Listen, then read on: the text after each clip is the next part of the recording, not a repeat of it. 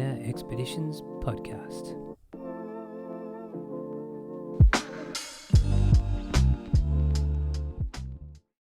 All right, we're here. We're on. We've managed to make it happen. Yeah. Welcome to the studio or the kitchen of my house. Thanks, James, for coming in. Yeah, no, it's I'm glad we got it done. So Yeah, it's taken a while. yeah, But we got there. I mean, we've been chatting on and off for a while. I mean, because you've been in town a while. How long have you been in Exmouth now? it's nearly 3 months. Yeah. Yeah, I'm pretty sure I've sort of lost track of time, Yeah. but it'll definitely be 3 months by the time we head out. So Yeah. yeah, That's all right. That was good. Good to come in and do some things, get the boat sorted, get what you need to done. yeah. Well, yeah, that was a lot more difficult than I intended it for it to be. So yeah, Yeah, for sure. Because, I think you messaged me. You were probably about a month or two away from coming in just to sort of have a chat. yeah. We were leaving, so we spent 4 months in the 4 weeks in the Monties, dodging the potential cyclones that were going to come through. So yeah, no, it was good. We managed to get the 4 weeks and then make it here. Yeah, it was cool because, it was like, oh, we're going to make it in sort of fairly soon, and then the weather was good and you're like, oh, we're going to stay out a bit longer, so we'll come in. Because there was a bit later. cyclone coming down the coast. No, it hadn't quite formed, but it was just on the cusp of it, and then it ended up dissipating right before. I mean, I was down the bottom about to make a bolt to Exmouth, so yeah, I was happy we didn't have to face that one. Yeah, but then on the way in, you had issues coming in. Tell us about that Yeah, first. the first night, so I left about midnight because we left at the high tide and came out the bottom of Claret Bay. And the problem we were having is with the light northerlies, which is great for sailing back, but every night we'd have these massive thunderstorms in the Monties and lightning. So I wanted to get as much distance between us and Barrow Island as we could, and as we were sailing out, I could see this gigantic storm coming behind, and every bolt of lightning was just straight down. It's like boom, boom. And, but we made it through and we had a great sail during the day. But then 2 a.m. the following night, the motor started redlining and there's white smoke everywhere. And it was a runaway diesel motor. So the diesel pump, the fuel pump had gone. And I was pretty tired. And even in the morning, I was like, did that really happen? Because I sort of ran downstairs, I turned the lights on and I ripped the stairs off to see what was happening because I couldn't shut the motor off. Yeah. And the girls didn't wake up at all. But yeah, even in the morning, I wasn't sure if it had really happened because I was pretty sleep deprived. And then it happened again out the front at the Leeds, coming into the Leeds at Exmouth. So I was pretty confident what was going on at that point. Yeah, you'd worked it out. Yeah. Yeah, and then you limped in. So, because at what time did you end up making it into Exmouth? What time? It took us about 35 hours, I think, to sail in. There's a lot of motoring there, hence why the engine ended up crapping itself. Yeah. And we got there in the morning, and I, very sleep deprived. We managed to get in and find a spot, but not ideal. And it ended up being a very expensive, and there's no one to fix things around here, so I had to become a diesel mechanic very quickly. Yeah, and your experience is limited in that aspect, right? Because you kind of just got going and sailed away and then learn as you go kind of thing, right? Yeah. I hadn't dealt with the motor too much, but I put a lot of work into the boat before we left, and it's been a very steep learning curve. Yeah, because how much experience had you had, like sailing, boating, before you'd packed up and got the boat and taken off? I did 2 trips sailing with my uncle, but that was about, I think 10 or 12 years prior. Yeah. And then I started looking for a boat, and then within 3 weeks I was moved on. Wow. And we bought it was then called the Flying Sorceress. Yeah. And the lady we bought it off was really nice, and she's been awesome. We've caught up with her since. But I'll pull that one down.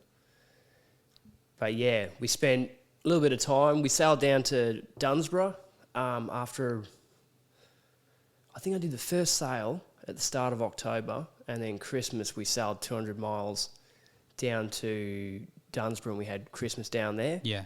And then came back to Fremantle Sailing Club, did a whole bunch of renovations there. And then by April, we'd left for the Abrolhos. It's supposed to be a 2-month trip, and here we are, year and a half later. Yeah. Because what was the plan to get to here, and then what was the plan from Exmouth moving on? Like, what was the plan? And then, we'll sort of touch on what's coming instead The of that. plan was just to get to the Abrolhos and come back 2 Okay. months, Yeah. return. And that was going to be a huge achievement. And there was quite a few people that, were really supportive, but there's also a couple that were less so. Yeah. And then they saw the kids, and I think it just, scared them a bit. And rightly so, like it was pretty loose. Yeah. But, it was okay. Yeah. And you share a lot of it with the Salty Jocks on your YouTube channel. That's kind of where most of your content is. Yeah. So you're recording it all and sharing it there. Well, I started recording early because I sort of had I knew that no one else was doing what I was doing. Yeah. And I mean, there's no shortage of sailing channels, but there's less that are doing it solo, Yeah. even less on the West Coast, and then there's none doing it with 2 kids on their own. Yeah. So that I was like, I'm pretty sure I should start, recording this. Definitely. And hopefully that's of some benefit to people.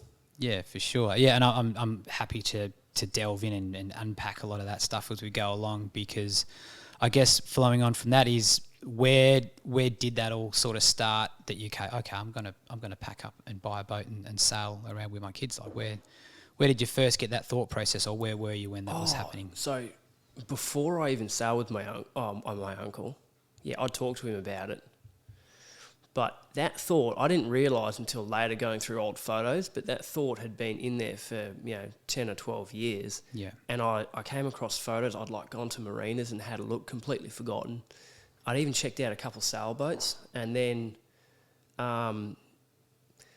I had tried very hard to really get ahead and do a lot of things. I'd earned really good money. I'd earned bad money. And it was... quite a few things basically crapped themselves. Yeah. And after spending such a lot of time and effort and energy trying to do the right thing, and the way everything's structured, work hard, do more hours, good job, better job. Yeah. And it didn't work, and I got so frustrated with things not working out. I thought, well, clearly doing the things that I'm supposed to be doing isn't working, so I may as well do what I want to do, because it's a no-brainer. And obviously I weighed up, the risk versus reward, and I was perfectly happy with the worst case scenario. Okay. I was like, I can live with that. I can deal with that. Yeah. And so that was sort of the reason for looking at boats. And as well, there's all other sorts of logistical problems. Renting a house, the amount of money that we're going to have to pay in rent, so financially worked out a lot better. Yeah. But, I guess really... It's a hard one, because we did something similar when we were younger, before kids, and I definitely want to do it again. It was that 9-to-5 lifestyle just never really appealed to me. Yeah. You work so hard to then buy a house or pay rent and give it to other people. And I found that there was just too many aspects that were out of my control. You know, obviously you can control how much you spend and where you put your money, but that lifestyle of the dream that you sold and told that you need to follow, it almost felt like I kind of feel like someone else is telling me what I need to do with my life. Because it greatly benefits other people. Correct, yeah. 100%. And I think the way things are set up is that so you can fit in a nice slot, and you'll be productive, and you'll be a good family member, and people around you will be happy to have you around, and and you work, and then you have a small amount of allocated time that you can do with what you want. Yeah. And I think the way out of that's either running a business or we all need to survive. I was sort of in a bit of a different position, but it's not set up to be. I don't know what the word is. Yeah, I totally get it, and we did it as well, because we travelled for nearly 8 years, living out the back of a troop carrier, travelling around Australia when we were younger, and I really thought that we would continue with that. That's the freer lifestyle. Things were more, our majority of our decisions were in our control. Yeah. But then years later, we ended up working in mining and making good money, buying a house, settling down, and having a family, and I don't regret any of that, but there are definitely times where I sort of think, I'd like to get back to, Yeah, I didn't realise how much I didn't need. Yeah. And it is so... I guess what I was probably trying to say before is things are set up that you take on debt, and you take on things that anchor you down in, and it's really hard to to avoid doing that, and I definitely did it. Like, yeah. yeah. But But we've all done it. yeah. But then if you get rid of all that stuff, if you have the option of it, it's surprising how little you need to actually to get by and do what you want to do. Yeah, the simplicity. Yeah. I guess because we're in a similar situation now where we've been in this house for nearly 10 years, and it's amazing how much stuff you accumulate without even thinking about it. Oh, it's and beautiful. then, Like, yeah, I thought that when I came in, I was like, man, I could relax in a place like this. You know, it's Yeah. not moving. There's Yeah. lots of space. You know. yeah. But yeah, we're doing a massive I saw job. your couch. I was like, damn, it looks like a good couch. Yeah, we can all fit on that couch, actually. I It's got good for surprised. movie night. Yeah. Yeah. So, but yeah, we're definitely getting to a point now that we're going to probably just start getting rid of some of our stuff because we've just got too much, and it can really get on top of you and weigh you down. I think too much stuff. So Yeah. Well, yeah. When I moved onto the boat, I had a kayak, which I got rid of later. But I had a kayak, and then I had all my stuff on the kayak, and basically, and then the girls' stuff, and we just moved on board, and like I mentioned before, we're fine to be doing what we're doing and sailing. It's all good. Yeah. But yeah, it's funny though that sometimes things that seem bad at the time end up being, really, really probably one of the best things that happened. Yeah. So. And I've got no doubt that people have their opinions and like, oh man, you just all of a sudden picking up, taking off with your kids, like it's a pretty big thing. Yeah. Obviously being in charge, you've got two small girls. Yep. To be Isla's she was 11 months at the time, and Hallie was 5. Yeah. So they were quite young. Yeah. To be doing that, and some people that did probably more conservative would think that's pretty full on, and to be doing that with kids. But then on the other side of it, I mean, you're giving them this incredible. The alternative was worse. Yeah. Yeah, and I think there's a lot of things that people are, they think is perfectly acceptable to be doing, and no one bats an eyelid about it. But it's always been, for me, it's cost versus reward. Yeah. And it was definitely the right thing for us. Yeah. And I think you kind of touched on it before, which was a good point where, people need to be able to put you in that box or that category where they can understand you a bit. Yeah, people like an explanation. They do. And they like to be able to categorise you so they can understand you and go, okay, cool, you do this for a living. This is where you live. That's how much your mortgage is. Well, and like then, you ask someone like, "Oh, who are you?" and they'll give you those answers. Oh, well, I've got a couple of kids and I work here, and the first thing they'll tell you is pretty much what they do, their job. Yeah, which is what they do for a living. Which for me, it's not. I don't really think my job defines me, so it's not one of the first things I'll bring up. But that slightly different thought path that people struggle with. They can't categorise you. They either think that you're totally insane. That's actually right. You've got to be careful because people, when it's really out of the ordinary, I think people like a bit of reassurance that you're not just out of your mind. Totally crazy, yeah. Which is it's debatable, but yeah, I think if you're aware of it, yeah. But it takes a lot of to break out of that comfort zone for a lot of people that struggle to, or they're never able to live on a different level or outside that bubble of comfort because they're really happy where they are. Yeah. But they're going to be stuck doing the same thing for their career or for whatever because that fear keeps them in their comfort zone. And that's you can take the leap and it ends up okay. Sure. Yeah. I just the hardest part is the unknown.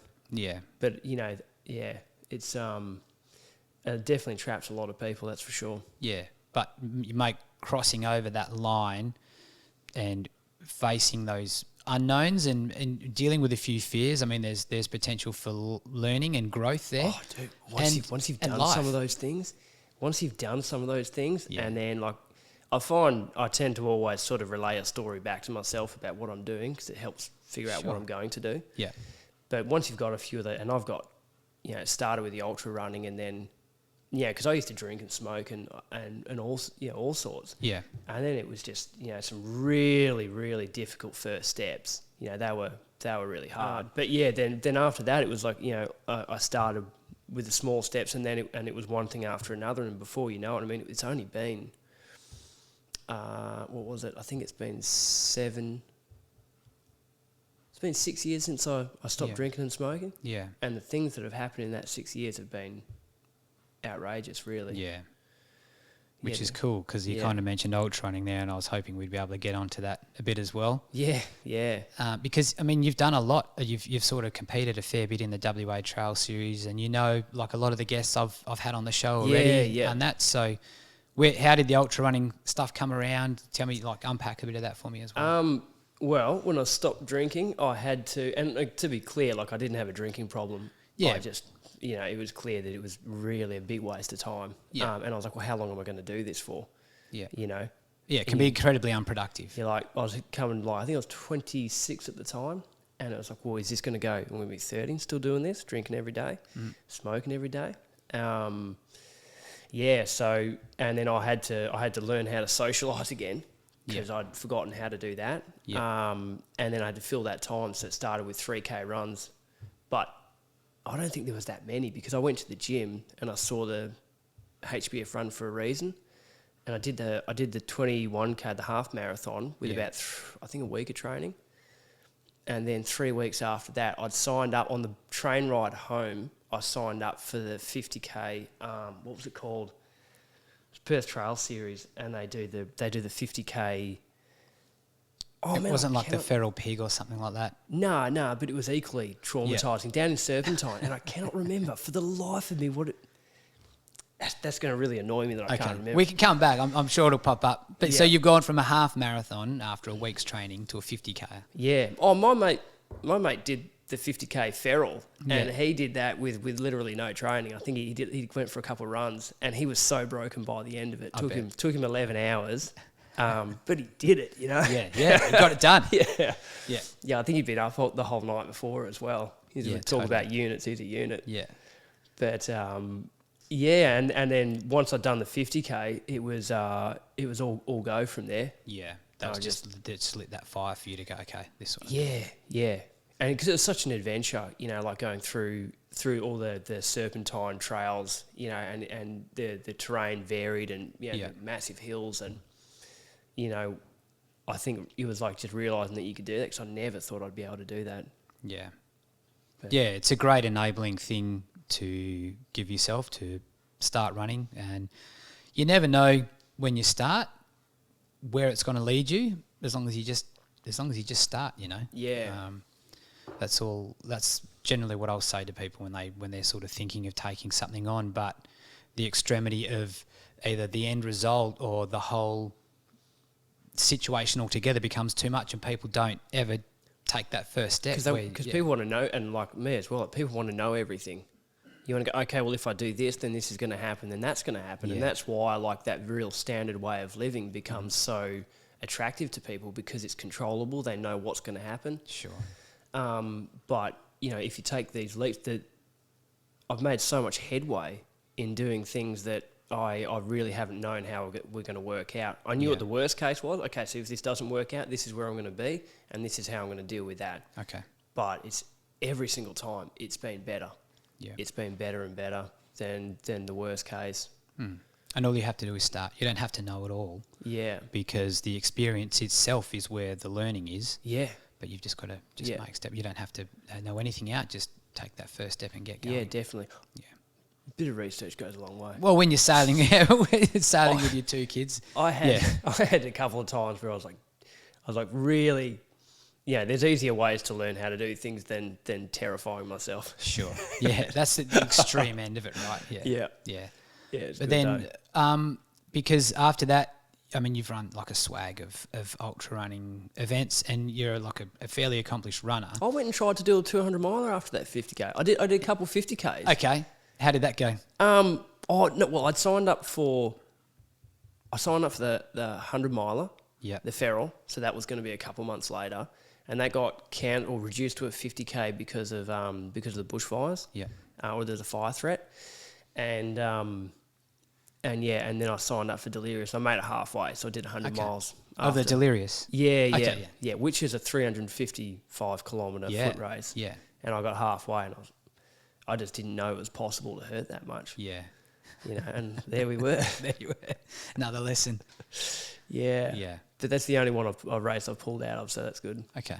Yeah, cool. And then a few after that, because you did last October, you did the 500 Ks in a month with the kids in a wheelbarrow. I think that sort of got a few people's attention as well. Just something completely different. Yeah, well, I mean, all my ultra running was pre moving onto the boat. Yeah. And then I did Feral Pig 100 miler after, like, I think it was 2 months after moving onto the boat. And that was a bit of a, Yeah. because I was like, if we want to do something that's hard, well, let's make it even harder. Yeah. People think, it must be really difficult. It's like, well, okay, well, I'll do that as well. Yeah, sure. Don't give me an excuse to take something else on, because I will. Yeah, that's been a bit of a pattern. Yeah. But and then when we left, I couldn't really train I didn't train for 4 months coming up here. Yeah. And then I just wanted to get back into running so much, and we were in the Monties, and that was the plan, get to Dampier and buy a wheelbarrow. Yeah. And it wasn't that wasn't flippant, because I'd thought so much about how I was going to push them and how I was going to get off-road. And I was like, I want to do the kilometres, and I wouldn't be able to do that with a running pram because Halley's too big, so... Mm-hmm. The wheelbarrow it is. Yeah. And you've done over 1,000 Ks. We're just talking pre-show, you've done over 1,000 Ks. Yeah, now I have. I could work it out, but since we've been doing 10 to 15 Ks a day now, every day in Exmouth. Yeah. So it's well over 1,000 now. Mm-hmm. But at the time, I'd never run consecutive 120 plus kilometre weeks. Yeah. And I underestimated how much attention that would sort of gather. Yeah, totally. Because even people in town are noticing, I saw you put a post out, because now Hallie's got a bike, so you're chasing a helmet for her. So she's not in the wheelbarrow now, but then everyone on the social, there's that guy running around town with the wheelbarrow. You know where we got that bike from? So I never taught Hallie to ride a bike, because we've always been on the boat. And then someone they saw a bike getting thrown out or given away or something. They picked it up, pumped the tyres up and dropped it near our boat. Wow. And then within 24 hours of learning to ride a bike, Hallie had ridden 24 kilometres. You're kidding. Yeah. So and she's doing because now she's so much faster. So my running speeds, has really increased because I don't have to wait for her. Yeah. And we're doing 10 to 15 Ks and she's nailing it. Yeah. Yeah. And then I have to get her off her bike when we get back because she's still cutting laps. I'm like, dude, you need to come inside. Yeah. No way. I've got my bike now. I'm good. Yeah, pretty much. Yeah. They've it's impressive because the girls have got a great resilience. Obviously, some of the videos I've seen with you, you're crawling through mangroves with the girls on your back, and when you're really getting amongst it, and it's not just like sailing, around with your girls is already enough of adventure. You're sort of doing spearfishing missions in the tinny and crawling through mangroves and all that kind of stuff. It's pretty impressive. Like I've seen what they're capable of doing for small kids. They're it's awesome, man. Yeah, no, it's really cool. Yeah, Hallie's learnt to swim, and she's she's diving and picking stuff up off the bottom. Yeah. So she's diving 3 and a bit meters down, and then she's like, Dad, every time I go down, so she had to learn to equalise. Yeah. And we spent in total 4 months in the Monties, and that was catching crabs, going spearfishing. We had a really good family out there who showed us a lot of stuff, and he also had some amazing dive spots. So we'd go out and spear big, black spot tuskies and and they've got so many great big jumbo crays, and these crayfish are I've got photos of Hallie holding them, and it's like she's holding a full blown baby. It's as big as a torso. Yeah, I've seen them. It's amazing. Yeah, it's cool. And I think now kids are kind of desensitised living here for all of the amazing wildlife that's here, and that you guys have no doubt seen, that they're just so desensitised because they see it every day. Yeah. And we're explaining to them, people come from all over the world to see whale sharks and the things we've got here. Yeah. And they're just, it's just another whale. I wonder if they'll get to, they'll find themselves either in a major city or something, or find themselves somewhere like, this is what we did and it was super normal. And they're like, that's not normal. Yeah, dude, yeah. But I also think if you get them into it early enough, it becomes a part of them. Yeah. And that will always stay with them even when they're older, whether they go and eventually want to go and live in a city, or if they'll eventually choose this lifestyle and continue it on, this adventurous lifestyle. I do wonder where it's going to lead. Yeah. Yeah, because they're such formative years. Yeah. And some of my favourite memories are, doing stuff with my parents, like driving across Australia. Yeah. And there's there's memories that I have of waking up during the night and they were driving through the night and looking at the bush just going past, and it just blew me away that there was so much of it out there. Mm-hmm. And I mean, I was young. We did it a couple of times, but I think those sorts of things really... Oh, they stay with you. Caused me a lot of problems. Yeah, yeah. It's just started to ignite that itch for you to do what you're doing now. Yeah, but it is, and you're reliving it now and reacting it now with what you're doing. Well, it's funny because I could never do the same thing like over and over, and I've always been employed, and I've had really good employers, and everyone's been happy to have me there and have me back, but it was just a year or 2 years, and it's like it starts itching at you. Yeah. And I don't seem to have that problem anymore. That's great. Which is really cool. So it knows you're exactly where you need to be. Yeah, I think so. Yeah. Yeah. Yeah. Because I know you've had, and you're about to set sail. You've been here. You've been working on the boat. You've had issues. I think the issues you seem to have mainly got on top of. Yeah. And then from here, I know at one stage you were looking at sailing north. Where are your plans at now with that? Yeah, well, we were going to go north, but with sailing through the Kimberley, you've got about 400 nautical miles up to Broome. I'm not sure if that's from Karratha or from here. I stopped looking. But that's just to get there, and then you've really got to rely quite heavily on your motor to get through the Kimberley because there's very little wind. Yeah, and then strong tides as well, right? Like massive strong tides. Yeah, 14-metre tides at certain times.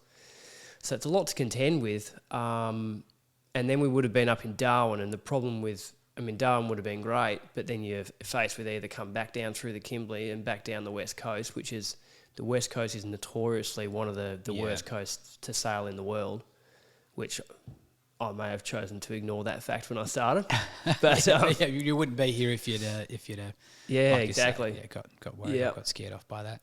But then from Darwin you can go over the top, but you're heading the wrong way around Australia because you have most of the consistent winds are going. I'm sorry, I'm forgetting the terminology. Most of the trade winds, are heading you, and it can be done, and people do it, but you'd almost need help though, wouldn't you? Need like a couple of crew or something like that even. I'm really warming to that idea in general because I did like a 3-day 3-night sail with just me and the girls, and it took me a long time to recover, even just the all-nighters. Yeah. You do sleep, but it's a lot to recover from. Yeah. So and then you're on duty as a dad 24/7 as well, right? Well, so you've got 2 kids. They're still like, I'm hungry. I want to cuddle, or bickering or whatever. Yeah. So it's not like you just do that and then it's done. It's like you're up all night and then they wake up. Yeah. So you really want to not be doing that for 3 days. Sure. Yeah. And then schooling as well. Yeah. Schooling thrown on top of that. So how is it all, as far as expectations when you set off, how is the reality versus what you were expecting when you took off? How's that sort of weighing up for you now? More. It's a lot more intense than but so much more rewarding. Yeah. As well. But I really do enjoy doing difficult things because, the reward on the other side of that is it's so much more valuable. Yeah. But we had to sort of adapt with quite a few things, and fortunately I was not in school yet. So I've only got Hallie to worry about. But that was one thing that I hadn't accounted for being away, so long. So, but she's doing really well, a lot of reading and a lot of book work, and she's enrolled in homeschooling now as well. Okay. So it's just, But it's going well. And you're getting life lessons by doing what they're doing as well. Yeah. By getting out and about and doing things. Oh, yeah. Yeah, Hallie especially, she's a weapon on the boat. Yeah. Yeah, and even I think just learning to deal with uncomfortable environments, even when we first left, we'd been heavy swell, and I was holding on to the companionway sides, and the boat's going. She's in the middle of the freaking Indian Ocean. Yeah, but getting on, should have won. Yeah, yeah, that's some good resilience right there. Yeah, for sure. Yeah, unreal. And then coming up, I know we spoke, you had plans for the coffee business. Yeah. Is that going ahead still, or it should be. That? Yeah, it should be. But like I mentioned, it's incredibly hard to start a business when you have no money, but it can be done. Yeah. it's just everything, everything requires a lot of blunt force trauma just to get it moving. Yeah. What's the plan with that? Just fill us in a bit on the plan with the coffee. Well, I want to start roasting coffee because I met a guy in Dampier and he did it, and I was like, man, I just, I'm a pretty hardcore coffee enthusiast, as you can imagine. Yeah. Like we said, there's no brakes on the child raising train, so a lot of the time it's like just to try and pull myself together. But I saw him roasting in the back, and he's just treated it like an art form, and I really like those precise type of things, and perfecting something. So I was pretty intrigued, and so we're gonna get some coffee going, and we're gonna sell it through the website, and that sort of ties into what I'm doing later in the year as well. Yeah, cool. But that would be something that I'd like to do, and then later on we'll base it out of Perth and get our own roasting set up and see how far we can take it. Yeah, cool. Because ideally I don't want to be poor for the rest of my life, which is no one wants to. It's not. Yeah. Yeah. But it's nice to the fact that you've gone out and found something you want to do and then taken an avenue of your choice rather than sort of being stuck in that sort of rut where it seems like that's the amazing thing, and like as much as we've all got problems with the way the country is or isn't being run. Sure. The fact that we have that as an option, and I think it's really important, because if we didn't have that, I would have been in a much trickier situation, and then you start damaging the generations that are coming up, and then you've got way bigger problems. So the fact that they actually support people who are raising kids on their own, and we have the opportunity to, I had to drastically reduce my expenses to make it work. Yeah. Saying that, if we were renting, we would be in a horrific position right now. Yeah.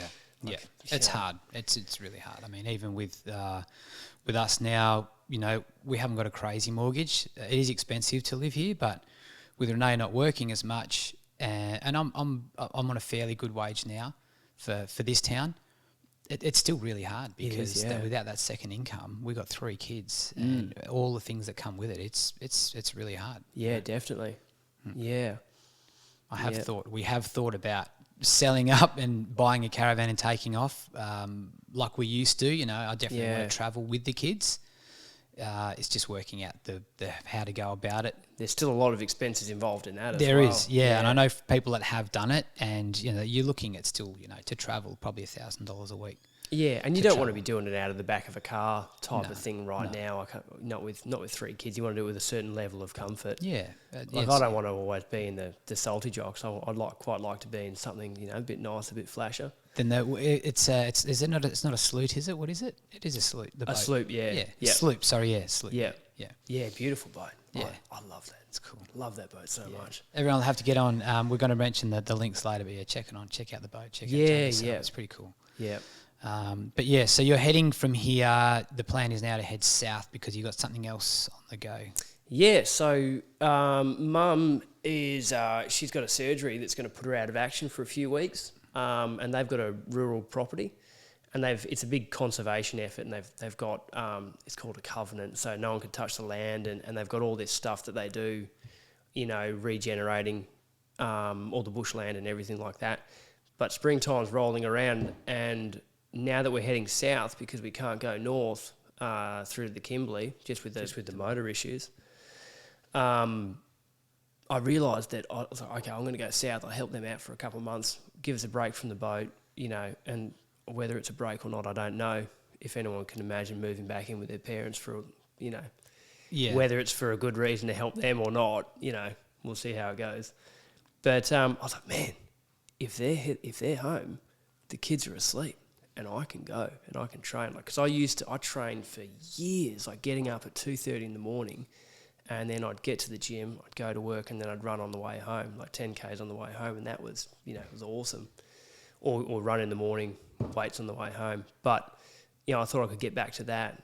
And so that's now the goal. It escalated, and I've gone and told a whole bunch of people I'm going to run 50 marathons in 50 days. Yeah. Which has been done a few times, but I don't think by anyone with, 2 kids on their own. So I think that's where the draw is there. and we're going to do it for a really good charity, and I've already told too many people. So yeah, you made yourself accountable now by telling people, it's going to happen. Yeah, even if we don't raise a cent, it's still happening. Yeah, so sure. Yeah, but it'd be awesome to see how far we can take it. Yeah, I think you'd be pretty okay. I mean, even the Ks you're doing now and the your mindset and what you're at. I mean, I can't see it being. I mean, it's insane. I followed another runner, Candice Burt. She's going for the world record. She's done it. Yeah, she's done it. Yeah, she finished the other day. Was it like 250 Ks? So a 50K a day for 200 days. Yeah, and that's just incredible. Yeah. I think it took a toll on her though. Yeah. I saw her how she looked at the end, and it was not an easy journey, I don't think, for her. Yeah, there's a lot that'll. I mean, that's a whole nother level of. You got to have a good reason not to quit. Yeah, real totally. good. Yeah, which is sort of what I'm trying to focus on, is that I've got to have a really good reason. So again, worst case, if we don't get the publicity, if we don't raise as much money as we want to, things like that, I've got to have a really good reason to be wanting to do it.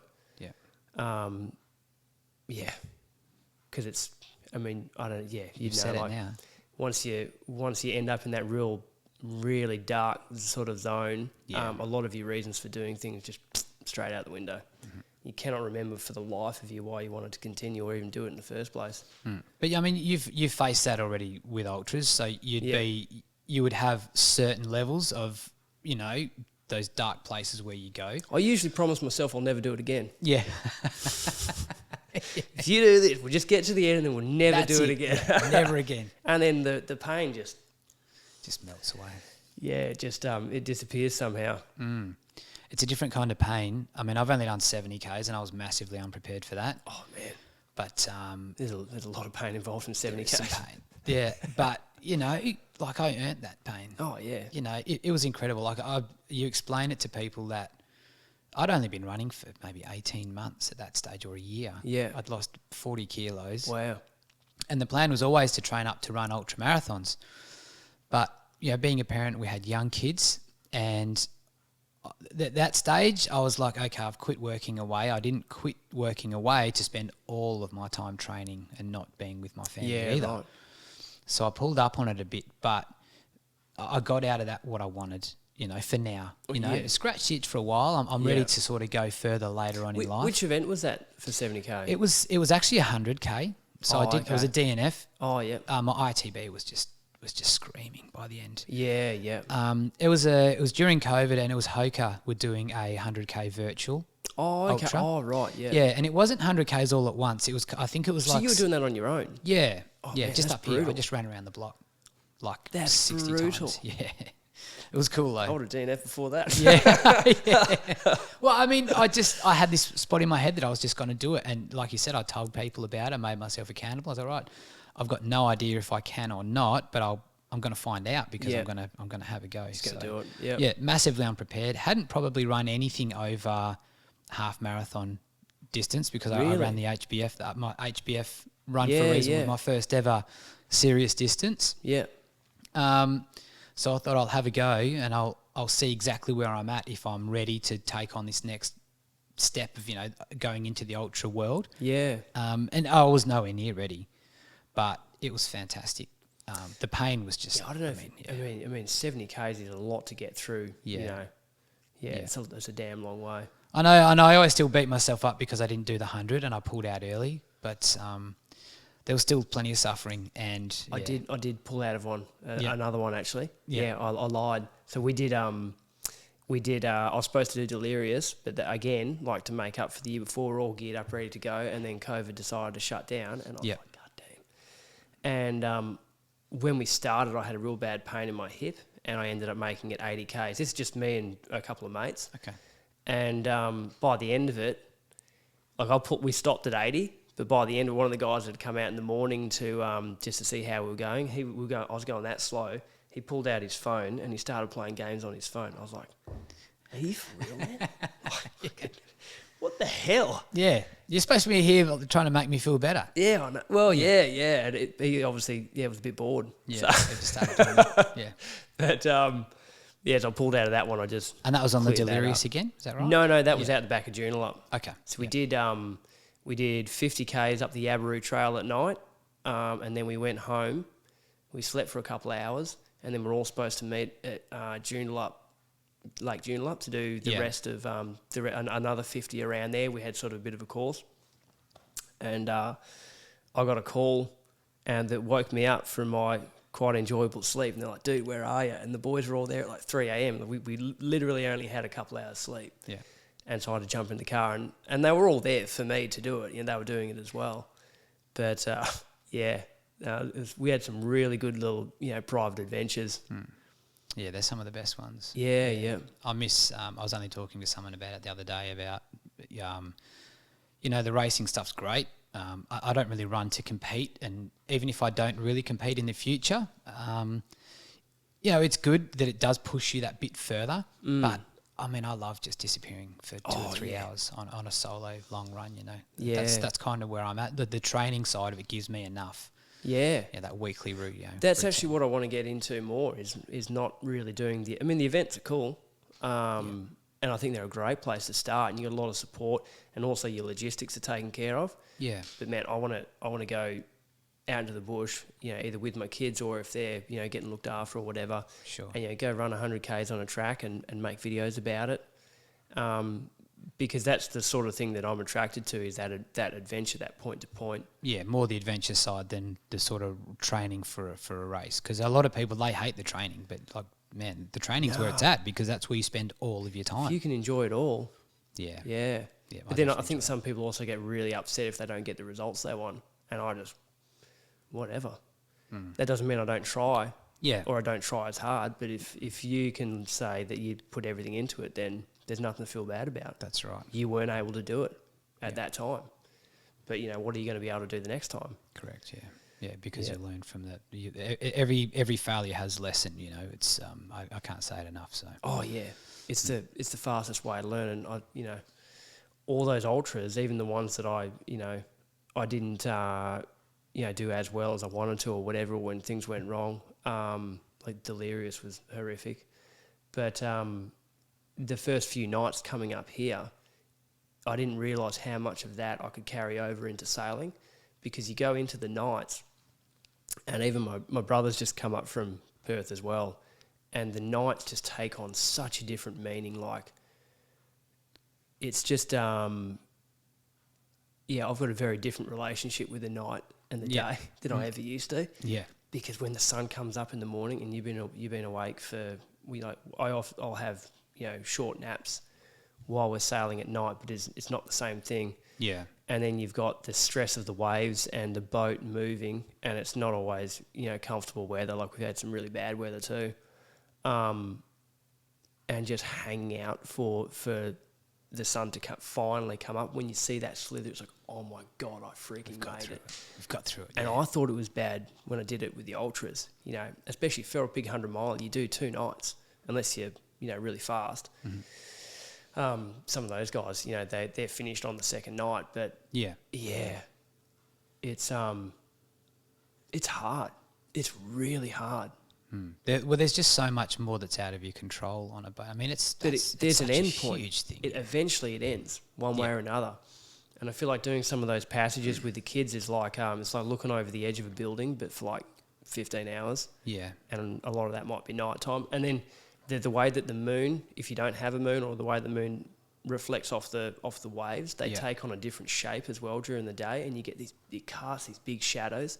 So the waves that might have been a 3 metre swell and 20 knots of breeze might be okay during the day, and then nighttime comes and they just look bigger and darker, and then I think they do get bigger as well. Okay, maybe I imagine that. Yeah, and then you just stop looking back. So. Yeah, it's good that you kind of brought that up, because I was going to sort of say, how do you take stuff on from the ultra? Like, you get a certain mindset surviving that, and then that gives you stuff to carry on into obviously what you're doing now. But I mean, it's times like 100. It's not even just sailing; it's all aspects of life. Yeah. Even before everything sort of crapped itself, it was like I knew that I was building something. I didn't know what it was, but I realised now that it was a mindset to be able to deal with things when they go wrong, and be able to stick around when things are crap, and to see them through, and know that there is something on the other side. one way or another. Like, it's very easy to think that, oh my God, this is going to be bad forever.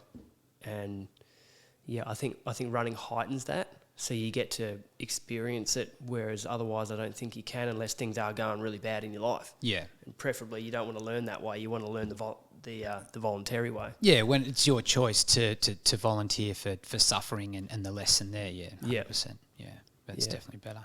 Yeah. Yeah, I thought life was going to be like quite straightforward. Yeah. As a kid, I distinctly remember thinking, oh, it's sweet. You just, and then now it's like this crooked, twisted tree that keeps growing. Yeah. Yeah. It's like. Oh man, I want to go back to the 50K a day thing because it's pretty insane. The housing wise, you're raising money for charity is the main thing. So you've picked your charity? Yeah, so Kids Undercover, and they house homeless kids, and they also have like education grants, and they get them into schooling and things like that. So either kids that are homeless or at risk of being homeless. And they even build studios in people's backyards that volunteer and things like that. Oh, that's unreal. Yeah, it's pretty big operation, I think. And but yeah, not for profit. Okay. And so I spoke to them last week. We had like a Zoom meeting, and they're really excited. And so it should be good. And it sounds like they're on board to get the word out to people. Great. And yeah. And then I think the way I'll structure the marathons, I'll do a lot out from my parents' place, because I'm also going to help out during the day on their property, because I want to put them ahead and help Mum with whatever she needs, and obviously she'll be helping with the kids. And I know it sounds like a lot, but it's 50K. Let's stop saying that. But 50 marathons in 50 days, and I just want some peace and quiet, so that's what I'm going to do. Yeah. So, Mum, you look after the kids and I'll go do this, and it's a good excuse to get away. Yeah, I'll go and clear my head and inflict some serious pain. Yeah, and then I'm going to contact the local running clubs and speak with them and try and organise things on the weekend, run all the major roads. Yeah, and I'll get the kids brought down, and maybe I'll finish the last 15 Ks with the girls in the wheelbarrow. Of course, apparently people do not miss when you do that. Yeah, I mean these are like small towns. Like I think they'll lose their mind in the city. Yeah, absolutely. And then if I get stickers on the side, and what do you mean they're on a boat? Yeah, and it'll just be like a whole backlog. What? Yeah. Because I see like some people, especially people that I think they've got quite sort of structured lives, and you can see it's just like it's not. He does what? No, but it's just like there's a system error. Yeah, and then I think they just move on because it's too. They're like, oh, okay. Yeah, he's insane. Let's just push it aside and keep going. Oh yeah, cool story, man. And it's like yeah, but I'm excited, really excited. Yeah, I think you messaged me like almost straight away when you made the decision. It was like, that's cool. Yeah. Like having that purpose and that goal. I think when I don't have that, I start like, okay, well, what's next? I need to start. I'm not very good at sort of just relaxing and sitting on your hands idly and I'd rather be doing things. Yeah, because there's going to come a time where I can't. So I want to be out there and hammering as hard as I can. Yeah, we've definitely got it. I mean, you've got your hands full with everything you're doing with the boat. Very lucky to be doing it with the kids, though. Yeah. After the marathon, have you got plans sort of past that, or is that where most of your energy is? Do you think you'll keep sailing or go around the bottom, or what's your sort of after that? Okay, well, what's happening next? I would like the things that I want to do are going to require a bit more money, which is hard. But fortunately, when we're actually sailing, I can save a bit. So if we're going to do the bite, which is what I'd like to do, I'll get crew for that because I don't want to do 6 days, just me and the kids. And I think I could do it, but God. If you don't have to. It's got to be some, Yeah. If that was the pinnacle of what I wanted to do, then maybe a different story. But no, I'm perfectly happy to have crew on for that. And it's a 6-day passage, and those seas are... That's a big thing to go across the bottom. I mean, that Southern Ocean is brutal. Yeah, we're not playing games down there. That's there's actually a guy doing the Fast Little Lap, I think it's called, and he's going around Australia right now. And he's breaking the world record for the fastest time sailing around Oz. Oh, okay, yeah, right. I looked at his last update, and he is willingly and he's quite comfortable in himself. He is sailing head on into a low pressure system coming through the Bight. Oh man! Coming across the Southern Ocean. He's got like a week straight of 50 to 70 knots. Yeah, and he said he was actually where he was at the time. He said that the waves and the swell were so big, and he's inside doing a Skype call or a Zoom call or whatever. And he said the waves are so big that when he comes over, he gets all this speed coming up, and then when he comes over the other side of them, he gets sheltered from the wind, from the height of the wave, and that's actually it's making it a bit more comfortable for him. And he's like, yeah, but next week it's going to be 50 to 70 knots as they come around the Southern Ocean for a week straight. And I was like, oh man, I don't care what boat you're in, that is hard. Yeah, you're going to feel that. Yeah, I've lived on the south coast for about 5 years through my teens, and the cliffs and that around Albany and Denmark, you see some of those places where that swell comes straight in. I mean, that is a big deal. Fortunately, you can hide in it at Dunsborough, and don't get me wrong, people get some beautiful sails across. Yeah, it definitely can be done, and like this guy's willingly going into that. I would be tucked up somewhere nice and safe. Sure. So I'll definitely do it differently, and I need to get a few safety things as well really dialed in before we take on something like that. Yeah. It's just I'm not taking any risks. No. Even with the sail back down, there's things I'm going to do differently on the way back down that I'm just not going to chance, and I'm not going to compromise on, because I know more about what's required now. Mm. Yeah, it's epic. What else was I going to say about the sailing side of it? Because, so you're going to hit South Oz. Is the plan to then head up the East Coast? Because we talked a little bit about the Whitsundays and that sort of stuff as well. Yeah, well, the sailing's a lot easier and a lot... there's a lot more places to tuck into on the East Coast. Yeah. So that would be really good. And I also really want to see... Australia. Mm. So the plan long term is the boat, living on the boat with the kids. That's it. That's you. Yeah. The plan long term is live on the boat, get a nicer boat. Yeah. Which see what happens. Yeah. Some people do it. They get some exposure. I think Renee sort of pointed towards one family, and they took off just with their kid, and they've been sponsored like a brand new, sort of $1 million sort of vessel kind of thing. Oh, what, the Vagabond? It might be, yeah. They're the top YouTube. Yeah, okay. Yeah. I think they might be the cause. So they started 7 years ago, and that might be why, there is literally thousands of sailing channels. Even if it resonates with what you're doing with someone, it doesn't have to mean they're just going to jump on a boat and take off. It might just be inspiration for them to try something they've never done before. Yeah. It could be as simple I've wondered as that. whether I would advise anyone to do what I did, and I don't think in good conscience that I probably would.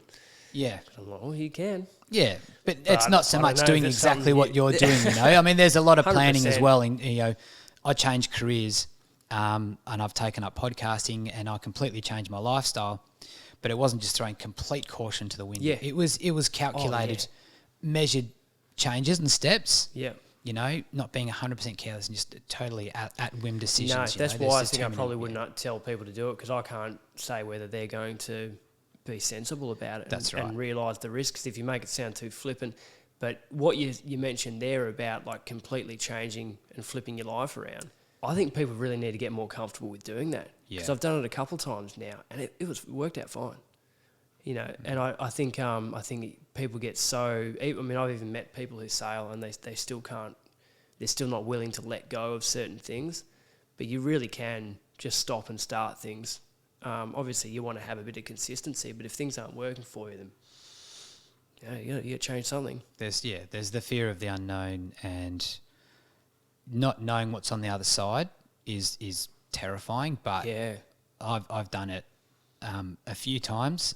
One, obviously, a massive one was giving up a high paying job. Yeah, thinking that I wouldn't be able to support my family on the other side of it, but yet here we are, and we've rebuilt. Yeah. It took some time, and we learnt along that way, as you do learn from it, that there's things that you need to change and there's things you can do without. Yeah. And without taking that step, we'd never be where we are, And I've got a life now, I've got purpose, and I'm fitter for my kids. I'm going to be around for longer. Yeah. But you don't have to tackle it all at once either. You don't have to have all the answers from the very start, which is, I think, why a lot of people do stop dead in their tracks. So they think they need to have it all sorted out there and then. Yeah. just those golden handcuffs are tough. Yeah. And especially when everything's sort of focused around you're doing the right thing. So if everyone's saying, hey, no, you're doing really well, you've got a good job. It's like, yeah, but my job makes me freaking miserable. Yeah. Yeah, and you just don't want to have that feeling. I was on another podcast the other day guesting, and I don't ever want to think that my life is just, this is it from here on in. Oh, God. I would like to just think, okay, I can still improve, and I can, my life's only going to get better. Yeah. If I allow it to. Yeah. But, yeah, it's not throwing the whole caution to the wind, just fuck everything, I'm going to change my life. Just take a small step. Just change a little thing to start with. And then... And that's how the biggest changes come is those small things. Yeah. For sure. But it's okay. And if it's just knowing that's one little thing you need to change to get yourself started, then that could be that little thing. That's actually still how I get myself out the door. I'm like, look, you don't have to, we don't have to have an enormous effort today. Yeah. But you at least have to get up the steps and start. You want to walk 3K, go walk 3K. I literally still do that. Yeah. And then, once you're moving, it's okay. You got to present. Yeah. Turn up every day. Sometimes I just flat out lie to myself as well. Yeah. You're going to need it with your 50Ks. 50 marathons. You got me doing it now too. That's going to be sick, eh? Yeah. I can't wait to see it. It's going to be epic, and I'll be following, as I always do, with your journeys. It's cool to watch, man. Yeah. But I think we're at a pretty good place to wrap it up. It's no worries. It's been good chatting with you, man. It's been a while in coming. It's been nice to be able to have the time to plan it. I know with us and the logistics of the kids and all sorts of things in our lives. Yeah. But I'm glad we finally got the chance to sit down. Yeah. No, Hallie was pretty keen for a play, so I think she would have probably punched me in my sleep if I hadn't brought her. So. Yeah, well, I mean, my kids are so keen to come and have a look at the boat as well. We're going to have to try and get down and hopefully it should be sailing soon once I get my fuel tank. Because I had a hole in the fuel tank, we should be back in action. Yeah, cool. The Salty Jocks. Yeah. What's and so shout us out your platforms. How do we find you? Where do people see your socials, YouTube channel? Yeah, so YouTube is the goal to get everyone on there. Okay. So that's the Salty Jocks Adventure Co. Sorry, it's actually Salty Jocks, not the Salty Jocks. Don't think it matters, but we've got that's been pumping. We've got I think like 25 videos up. Yeah. And it seems to be doing really, really well. So I'm pretty excited about that. That's cool. And I get to make the videos in a, I think the storytelling is getting better as I go on. Yeah. So that's a lot of fun. It's good. It's good to watch. And then you have varied lengths. You'll have the shorts as well, just to give sort of snippets. I did my first short the other day. Yeah. And it was incredibly time consuming. My best one. It is. My best work. Yeah. But it might have taken 4 hours. So, if we were looking at this from, a financial standpoint, that I was not getting paid well for that. The return on investment was, zero. Nada, But it's sick. Yeah, it's cool. Yeah. I like it. Yeah, and it's the same thing. You get better. I mean, I'm hope that I'm improving doing this, but you don't get any better by giving up, right? No, exactly. No, and I've had stuff that I've, seen online, videos or whatever, and I get so excited about things. I want to punch a wall. Yeah. And I want to tell a story that people can feel like that. You know? Excite people. Maybe not punch a wall, but get some level of stoke in them to go. Oh man, I need to get inspired to start something or to change whatever something. It is. Whatever it is. Yeah. And then Salty Jocks YouTube and your Instagram, your Facebook as well, because you're on Instagram as well. Not as much on Facebook. Yeah. But pretty much Instagram and YouTube. I can't wrap my head around TikTok. It's just every time I've tried and I open the app and it just melts my brain. I'd love to, but I've got to draw a line of okay, how many socials do I need to be on? It's pretty time consuming as it is. Flick. And But Instagram's great because you've got everything on your profile and people can go through and they, it's a really good place. I can update when episodes come out and things like that. Mm-hmm. But just YouTube and Instagram. So cool. Salty Jocks. Salty Jocks, get in there. I'll tag it and post it all with everything anyway when the app drops. So that's all good. Yeah, awesome. But otherwise, I think we're good. Anything else you're putting out? I'll keep everyone up to date with your upgrades and updates with your run and your charities, and get everyone involved as well for extra coverage because it's pretty epic, man. That'd be amazing. And the next episode will be I'm putting it together. It's actually really tricky to start putting it together, but that's the whole 500 k's in the wheelbarrow with the girls. Awesome. And just, we raised, nearly $11,000 for that. So Yeah. It should be a pretty good episode. Yeah, can't wait. Yeah, awesome. We'll keep an eye out. Where was that? Where did you do the 500 k's? Dampier. In Dampier. So what time of year was that? That was October. So that would have been pretty warm up there then. Yeah, it started getting really warm. And we also started getting a real big winds coming through in the afternoon. Okay. So, we knocked them out pretty early. Yeah. And how many k's sort of average a day would you do? 16. But 16. then we went on sunrise, so I had to make up a day. But we got quite far ahead. Okay. And then my biggest hit out was 37 k's with both the girls in the barra. That's unreal. And I suppose you could vary it a little bit depending on how you felt on the day. You could drop it off or whatever. Yeah, well, one day we couldn't get the boat in and it was just mud for like 200 metres. Yeah. So that day I think I did 10 k's. So that's off the boat, coming ashore every day. Yeah. Running in the wheelbarrow, back on the boat, back out that night. Yeah. That's epic. Yeah. And that's the next episode. Yeah, it is. Yeah. Cool. All right. I'll definitely be tuning in. Just the logistics of it, let alone the actual act itself. Oh, it's lot. And then that's when I the started making the YouTube videos. Yeah. So I started doing the videos as well during the day. And I don't know. Well, it's definitely something out of the ordinary, and I'm so happy to share it and to have you on. Even just hanging out when we do get a chance, it's super cool, man. So thank you. Yeah, awesome. No, thanks very much for having us on. Yeah, no worries. We'll get this out soon. Can't wait to share it with everyone and get them on board with you and your purpose. And perfect. No, thanks Aaron. Man.